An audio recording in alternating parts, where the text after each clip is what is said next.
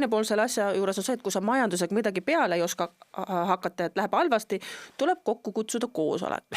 Sest no mida sa seal ministeeriumites ja valitsuses muud teed, pead koosolekuid. See on Sir Appleby meetod. Komisjon.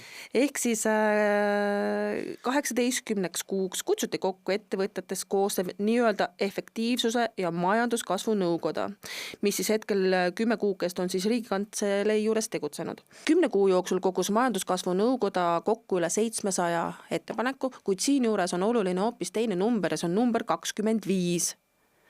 25, sest just nii paljudele ettepanekutele on valitsus tänaseks lahenduse leidnud. Ma olen nagu aru saanud, Michal räägib, et ikka rohkem on, et mida nad arutavad seal. No, 25 on nüüd lahendused. On lahenduse leidnud. See kõik tähendab aga seda... Efektiivselt lahendame bürokraatiat nii kiiresti või? 25 tükki 10 kuuga, see on ju tervelt 2,5 tükki kuus või? Nii,